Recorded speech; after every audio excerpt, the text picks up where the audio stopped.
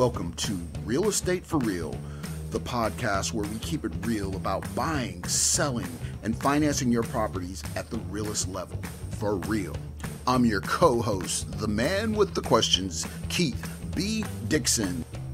And now, your host, top producer in the San Francisco Bay Area, and real estate agent, Kerri Naslin Monday. Hey, it's Kerri Naslin Monday coming to you from Oakland, California, the nation's hottest real estate market. And Keith, I am so happy to be here today. You want to know why? Why? Because our ratings are up and our reviews are up. And that's because our listeners have been so amazing. And thank you. Thank you so much. So today I wanted to talk a little bit about online reviews.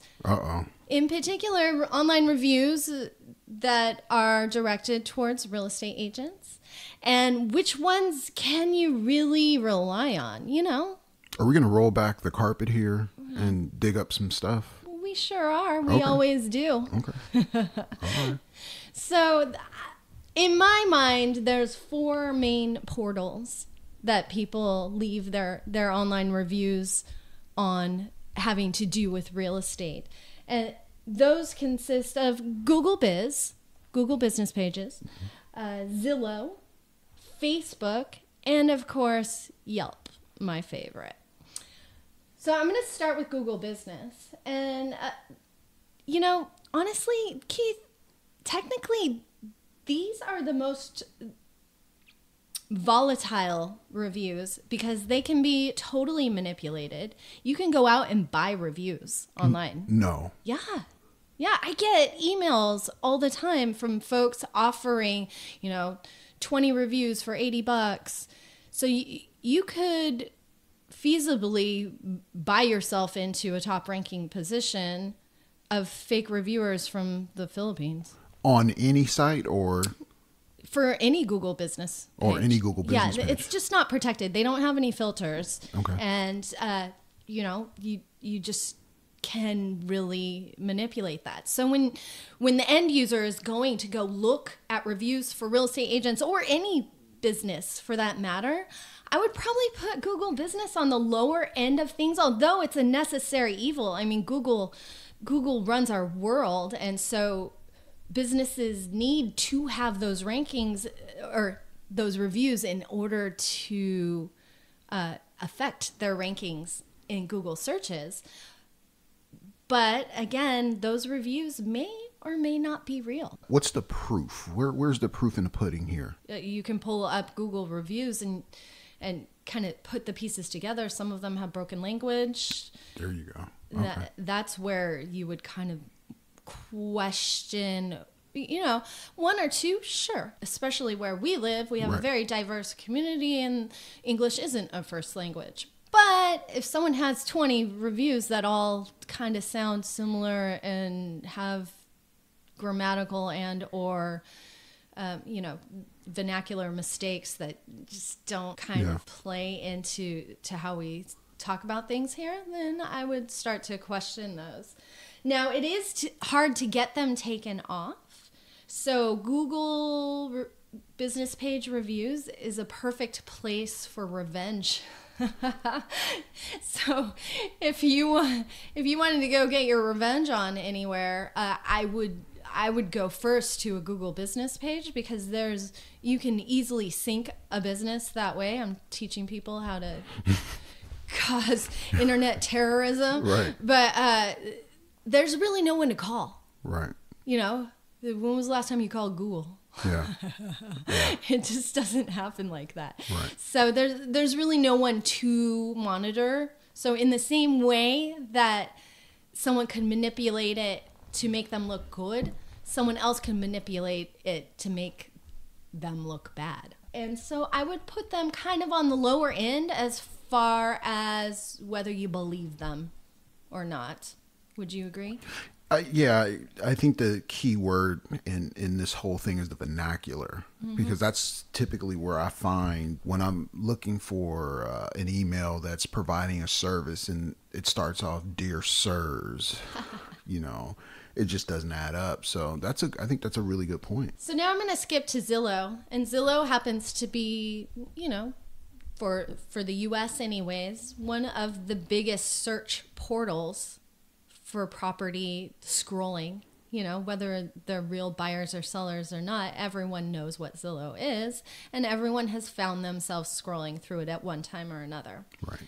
Now, agents get reviewed on Zillow on a regular basis, and those reviews can actually be verified and are legit, because you can't just go on as a shell person or a fake identity and leave a review.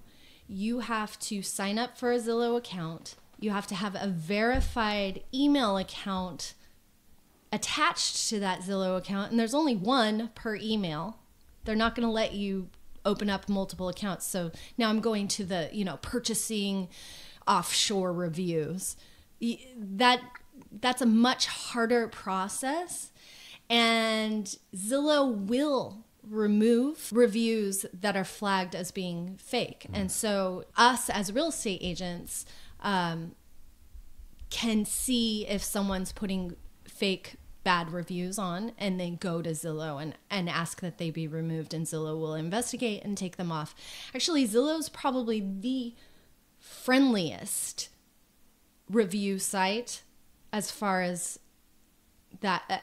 negative or fake reviews that go up, because sometimes we'll get reviews simply because someone either saw our name in a newspaper talking about something that they don't agree with, or because we didn't answer our phone at the time that they were trying to reach us and we've never had a conversation with that person, or because we told them no, that we didn't want to work with them. Right. Maybe they're a little bit crazy. Maybe we don't offer the services that they were asking for, such as, for me, it would be to help someone find a rental. But a lot of people don't like to be told no. So you could get a bad review for that. Right. Also, you could get a bad review because you accidentally answered the phone while your kid's screaming in the background and you were distracted. You got to be really careful about these things. Yeah. Anyway, Zillow tends to be the friendliest when it comes to removing reviews from people who actually haven't used your services. So for once, I'm talking good about Zillow. Can you believe it, Keith? No, I can't, actually. Because Zillow's a bad word usually when it comes out of my mouth. Yeah, we're usually talking about something on the other side of the fence. So, Kerri, I want to sidebar for a quick second. Where do we draw the line? Because there are some people who, that's their marketing strategy, total marketing strategy. I'm going to get a review from this person. It's almost like coached to a certain extent, like with the client. Like, is that ethical, unethical? Like, how do we start? I think it's necessary to stay relevant in this business, to tell you the truth. I have a lot of success based off of online presence and online reviews, and I think that has, I wouldn't trade that for the world. I don't think that it's an ethical question. I think it's one of those things that you have to set expectations with your clients from the beginning. You found me through this whatever portal it is. Right. And I expect that, at the end of our journey together, once we achieve your goals, whether positive or not, I'm going to ask you to leave me a review.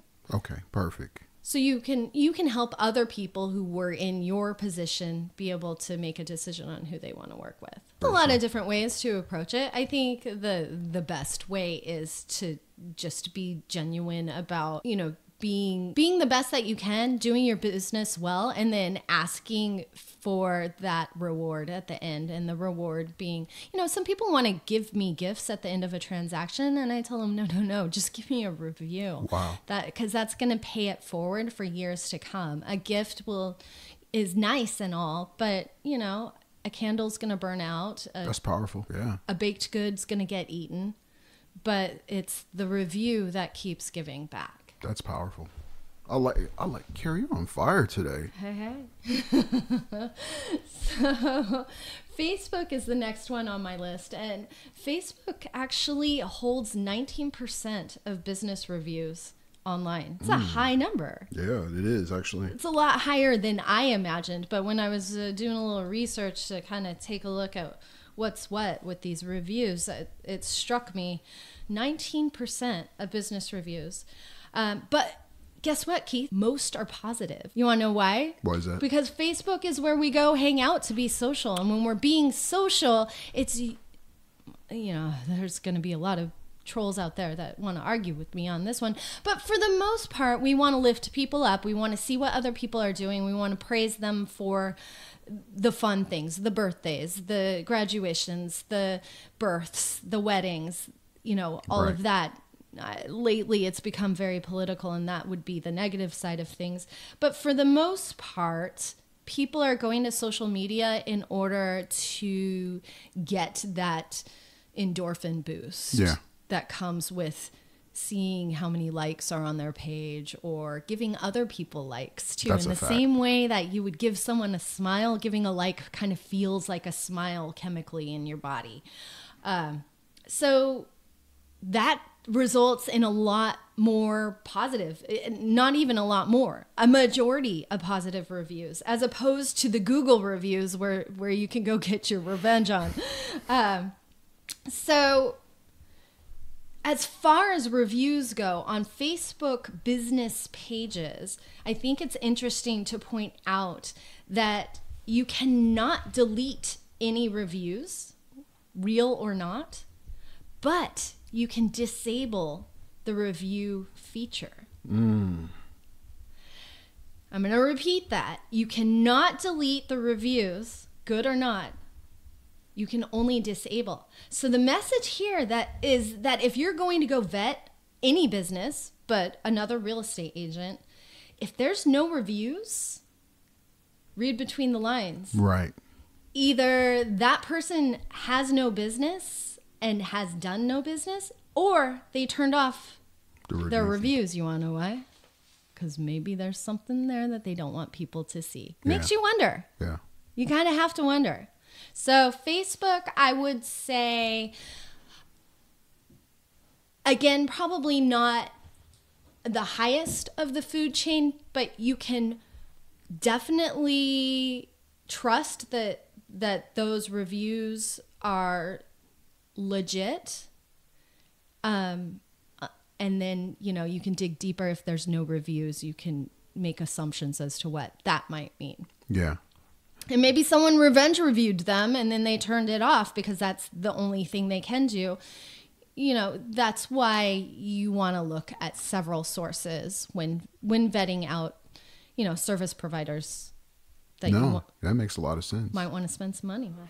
I think Amazon does a really good job. This is a little different industry, but Amazon does a really good job of providing reviews on their site. If you're buying a product, even reviews about if you're buying or selling on Amazon.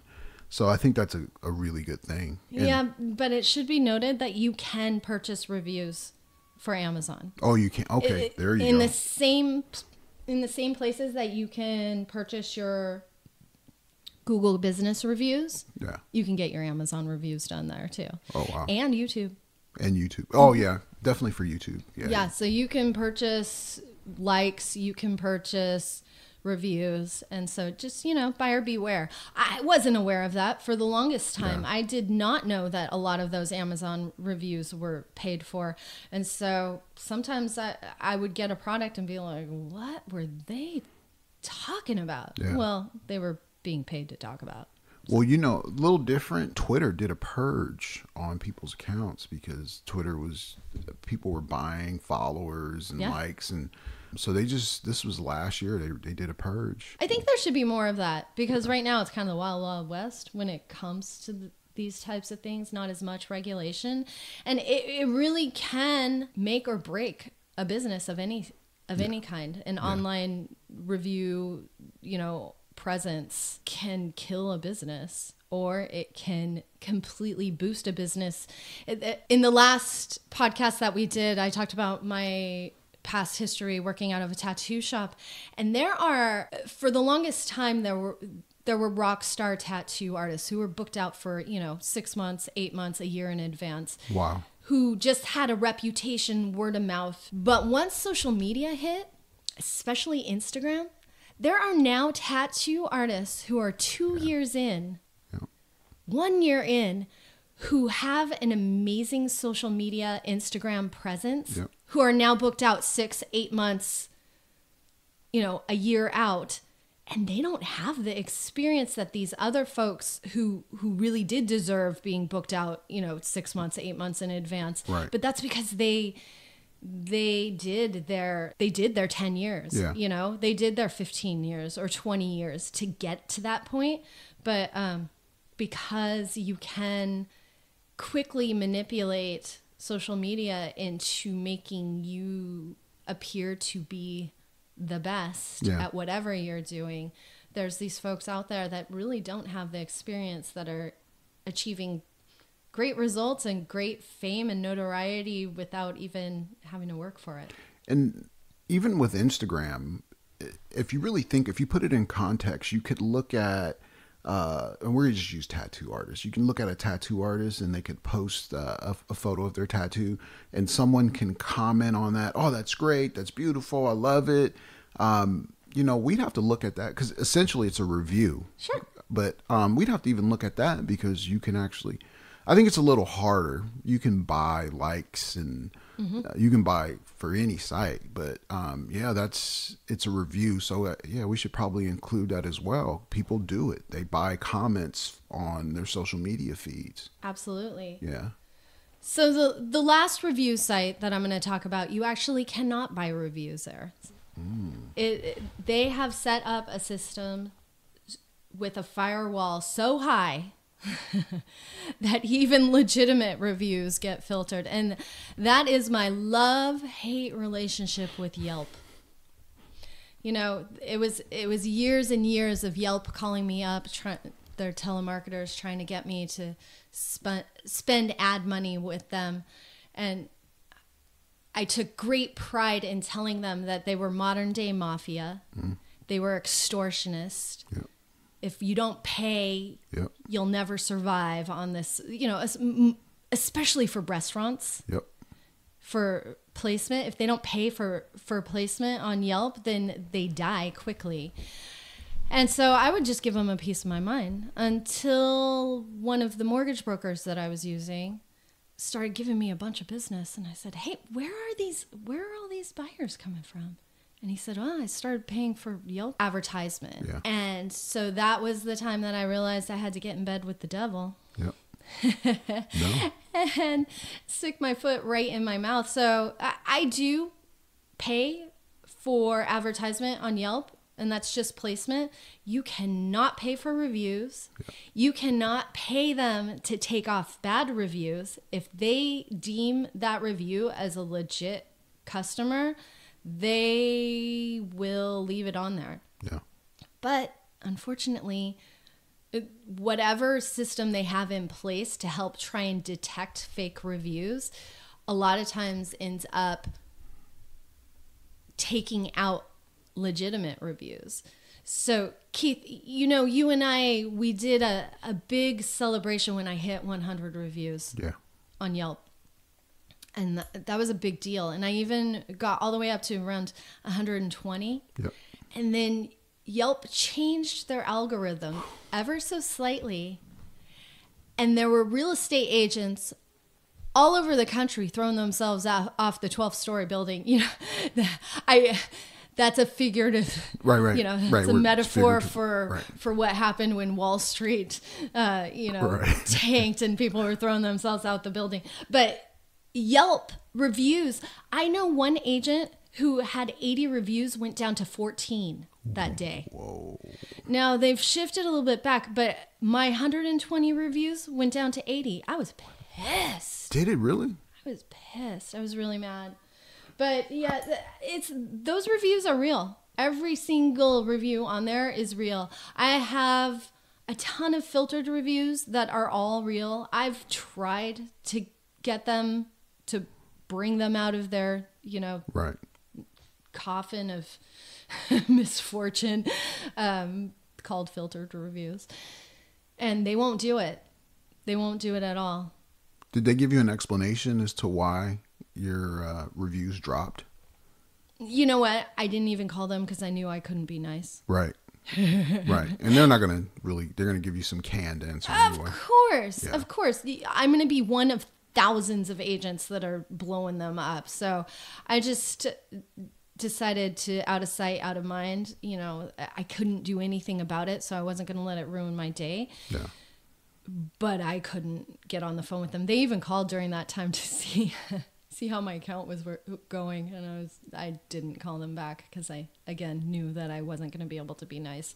So I think sometimes with anything that they do in terms of a purging, not only, I mean, it could be a legitimate account or a legitimate review, but because it's aged and inactive, it doesn't have relevancy. They'll drop it out. And that was one of the things that Twitter did. So if there was an account and it hadn't tweeted in, I don't know this to be a fact, but I'm going to say 120 days, they would basically drop it off your account because it's inactive or not relevant. So that could be. And it could be a shell account. Yeah, it could be a shell account. Yeah. I know sometimes with reviews and how they classify them, if the person doesn't have their profile filled out with a photo, that could be a red flag. But it could be a legitimate person. They just didn't want to go through all the steps of filling that out. They just wanted to get the review. Or they're just not a user, a regular user. Right. Just like the Zillow, you have to be a user to leave that Zillow review. Right. With Yelp, you have to be a user to leave that review. And your first couple of reviews get filtered. Right. No matter what, because they don't know if you're real or not. And so that's part of their vetting process. They've got a whole algorithm that nobody understands, only they understand. Yeah. I'm not even sure if they understand it, to tell you the truth. So where are you at now in terms of reviews? I don't know. Okay. Good question. Yeah, I'll have to look. Too. Everybody go look. Kerri Nasla Monday. And then make up the difference for us, folks. Yeah, exactly. Leave a review. You heard the podcast. You loved it. You hated it. Whatever. Right. Yeah. It's a review. And then buy something. Let's actually talk about negative reviews. Sure. I mean, that's a good segue into it. A lot of folks have gotten pretty upset when they get a negative review, whether deserved or not. But the thing that I've heard taught that I really resonate with is that a negative review is actually more helpful than 100 5-star reviews, which unfortunately I had over 100 5-star reviews with no negatives. But that negative review makes you real. Otherwise, people who don't do the research or don't listen to this podcast, they don't know that the reviews are, you know, especially on Yelp, can't be manipulated. Right. And so they automatically think, oh, you've got 1 million 5-star reviews. Those are fake. Right. Right. But if you do get a couple negative reviews, usually the people that are motivated to go poison your reputation are slightly off and coming from a place of anger, which comes through in their review. And so a lot of people can read through the lines and see that that person maybe just was having a bad day, or maybe always has a bad day. You know? No, that makes a lot of sense. I did get one negative review on Yelp once, and I didn't even report it. I actually celebrated it. Yeah. I went live on Facebook, told everyone about it, because this guy was bonkers. Right. He was his crazy shined right through that review, and I found it hilarious. Well, my friends actually turned that review in, and it did somehow get taken off there. I was happy to have it, because if I'm going to have a negative review on there, let them be the craziest person on the planet, so then people can see that it's not me, it's them. You know, it's interesting. I have to agree with you on that, because I've had that experience. So when I was doing mostly consumer business early on in my career, I was doing weddings and consumer parties and things, consumer events. I had a client who got married, bought an album, and she said, Keith, I'm going to get back to you on my picture selection. And I said, well, make sure you get it in the next couple of weeks because I am traveling to the Hawaiian Islands. I was teaching a landscape class. And I said, get it in before I leave because once I do, if you don't get it in a week before that, I'm not going to be able to put the book in and it's going to be delayed. And she says, okay. So she submits the book 2 days before I'm leaving. Well, there's no way I'm going to finish it by then. So I get it, and I didn't send her an email back confirming that I had received it because I was gone. Well, where I was at, there's no connection. There's no internet. So I didn't get back to her. So I get to Waikiki, and my phone is blowing up, and it's her. She was like, hey, I submitted. I don't have my book. And then next thing you know, I got a negative Yelp review. Now, here's where it gets interesting. At first I was a little upset. I was like, well, I thought we had a better relationship than that. I told you, this, but she wasn't trying to hear that. And I said, well, let me get this done. So ASAP for you. So I get the book and she gets it delivered and she loves it. So she goes back on Yelp and says, you know what? He was late, but she didn't tell the story about her being late. I was late. Of course. Right. He was late, but I love this book. The quality of his photography is great. I mean, she just went in the complete opposite direction. Well, a client called me up to book, and I got to tell you, this is one of my highest grossing weddings ever. She called me up to book, and she says, Keith, everything looks good, except for I went on Yelp and saw that negative review about the album. And I said, yeah. She says, so I just need to know one thing because we want to work with you. What happened? And I told her the same story that I just told you. She says, that's kind of what I thought because people don't really tell the whole story. Sure. And they booked. So that was a classic example of how something negative works very positively. Right. So. Now, if there's 100 negative reviews, then you got to wonder. Yeah. I don't even think people get to the point that they get 100 negative reviews. They're usually out of whatever business they're trying to. Yeah, I guess one in 23 years. So I've been at this. I've been a photographer for 23 years. One negative review. Yeah. Not bad. Not bad at all. Yeah. So. You cannot make everyone happy all the time. You never know what's going on in their lives. It could be you too. Yeah. It could have been that one time you made that mistake and you apologized, but they didn't accept it. I call them deals, right? So I'm going to have one deal a year. Hopefully it doesn't sink me, right? Right. Yeah. Right. So got to expect that, I think. And I think if you're out there and you're listening and you're on the business side of this, a review is not the end of the world, especially if they publish it. I think in a lot of cases, if you get a negative review and you earned it, it's time to kind of look at your business and say, you know what? I got a kink or a chink in the armor. I need to fix this. Right. Here's my opportunity to get better. And no one else had the guts or the courage to tell you about it. So the first thing you say when you get a negative review is thank you. Yeah. Yeah. Thanks for helping me. Right. And because you're either going to grow from it, or if they're crackers, then it's going to make you look more real. Yeah. No, and it's a hard concept to grasp because it hurts, especially if you were trying hard. But if you were just flat out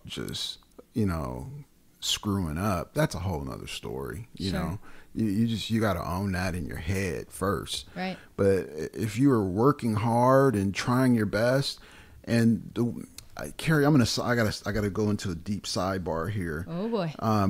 We've grown together for the last 13 years, and I've grown with your business in volume and quality. And one of the things that was super challenging for me is doing more shoots in a shorter time frame. So we went from, maybe 4 a month to 4 a week or 3 a week, whatever that number is, and trying to maintain that same level of quality and push that product out in a timely manner is always going to drive your process is down, and you got to see that and know that it's going to happen. The minute you start scaling, get ready for, the bad review, the fuck ups, whatever it is, they're going to happen, and you have to accept that. Isn't that why they call it growing pains? That's why they call it growing pains. Fail forward. No one is ever perfect out of the gate, and you're not growing unless you make mistakes. I got to use this. I don't know about a shooting analogy, but we used to say the first one out the gate gets shot. Yeah. Yeah. So unfortunately, I got to use that shooting analogy. From the ghetto. Yeah. Right. Yeah. Right. So, it's really, I think we have to really start looking at it as an opportunity, plain and simple, no matter where it is. I mean, you can go on my Yelp right now and look on and just Google photography. You're going to see that one bad review. And occasionally I'll get on and look at it to get inspired or motivated, you know, but, I got to say it was definitely a proud moment. So I'm with you on that. Right. Right. Well, full circle here. Online reviews are necessary. Some are more relevant than others. So, do your homework. Don't rely on just one source of information, because, the different platforms do things differently. They have different rules. They can be manipulated. They can be bought. And so just make sure that you're educated and you know what you're looking at in order to help make the best decisions with your personal business, but also, who you want to work with as far as service providers go. Perfect. So look, Kerri, looks like it's about that time. All right. Man, this went by quick. Well, it's a fun topic, one that I like digging into because, nothing's quite what it appears, right? That's right. So, well, thanks for hanging out, Keith. It was fun. And for the listeners out there, keep liking and downloading and reviewing the podcast. The more reviews we get, the higher in rankings that we go, and the higher in rankings that we go, the better guests and better content we can bring you. So thanks for hanging out, and we'll see you next time.